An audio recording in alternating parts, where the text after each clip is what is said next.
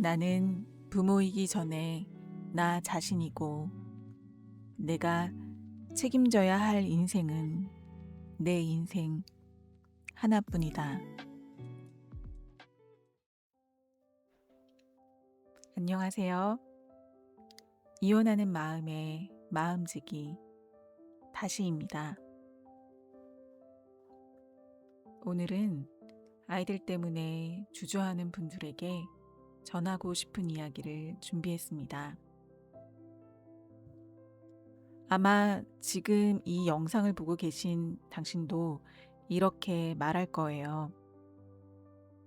너무 힘든데 그래도 아이들 때문에 이혼은 못하겠어요. 이 말 안에는 부모로서의 책임감, 미안함, 죄책감이 모두 들어 있습니다. 그래, 아이들을 위해서라도 참고 살자. 이렇게 스스로를 다독이며 출렁이는 마음을 다잡습니다. 이 말을 하면 가정을 지키는 책임감 있는 엄마, 아빠처럼 느껴지기도 합니다. 이 마음이 드는 건 어쩌면 너무 당연합니다. 우리는 부모니까요.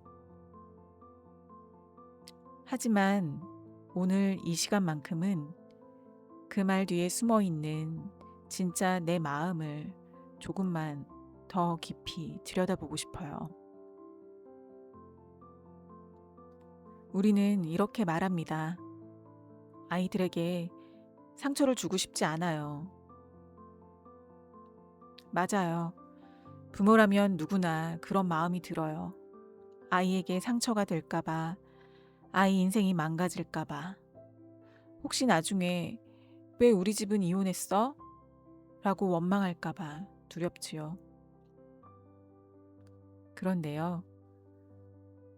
여기서 조심스럽게 한 발짝만 더 들어가 볼게요.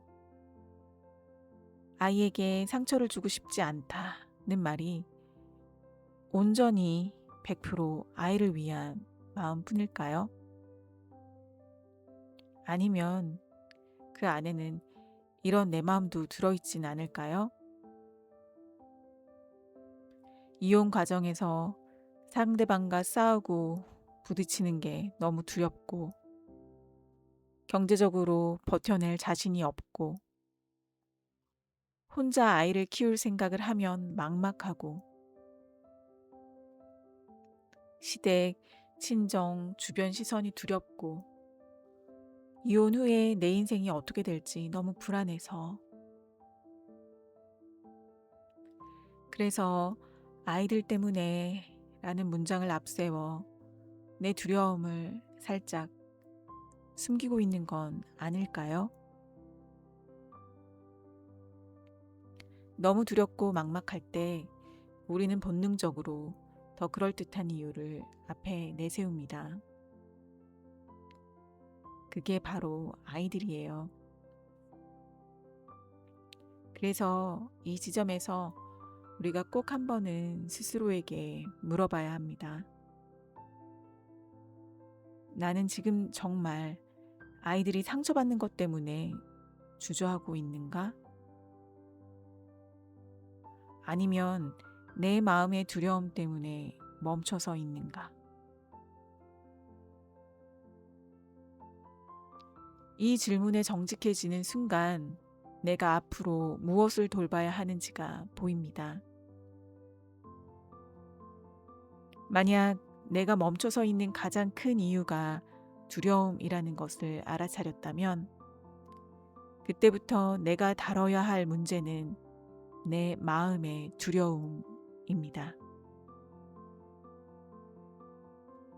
한번 이렇게 해보세요. 조용한 시간에 노트 한 장을 펴고 이렇게 적어보는 거예요. 내가 이혼을 망설이는 이유. 그리고 생각나는 대로 적어보세요. 혼자 아이 키울 자신이 없어서, 돈이 부족할까봐, 집을 잃을까봐, 이혼녀, 이혼남이 되는 것이 부끄러워서, 부모님이 실망하실까봐, 친척들, 지인들의 시선이 두려워서, 이혼 과정에서 싸움이 너무 클까봐, 적다 보면 아이 때문이라는 말 뒤에 얼마나 많은 두려움이 숨어 있었는지 보이기 시작합니다. 아, 나는 아이들 때문이라고 말했지만 사실은 이혼이라는 싸움과 변화에 대한 두려움이 내 앞을 가로막고 있었구나. 이렇게 나의 진짜 감정을 알아차리는 것이 이혼하는 마음의 첫걸음입니다. 그리고 스스로 되뇌어야 합니다. 나는 부모이기 이전에 나 자신이고 내가 책임져야 할 인생은 내 인생 하나뿐이다. 내가 아이들의 인생을 책임질 수 있을 것 같지만 그건 착각이에요.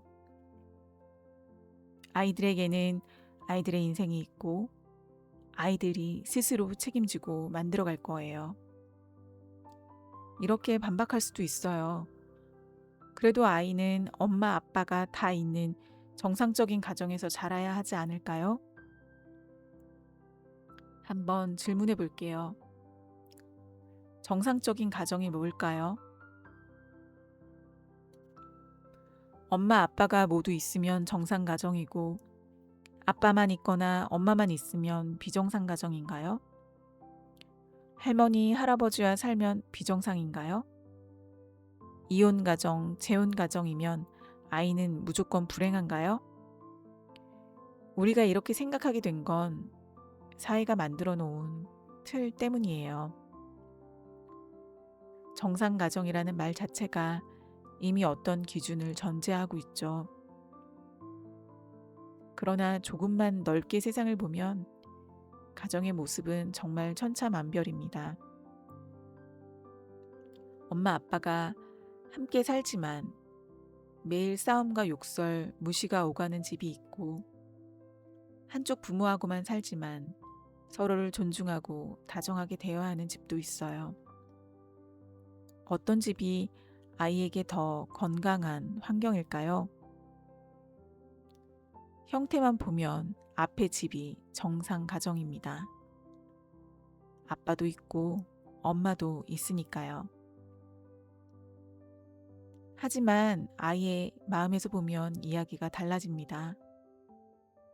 아이에게 중요한 것은 가정의 구성원이 아니라 집이 안전한지, 내 감정을 말해도 되는지, 나를 존중해주는 어른이 곁에 있는지, 불안에 떨지 않고 잠들 수 있는지, 이런 것들입니다.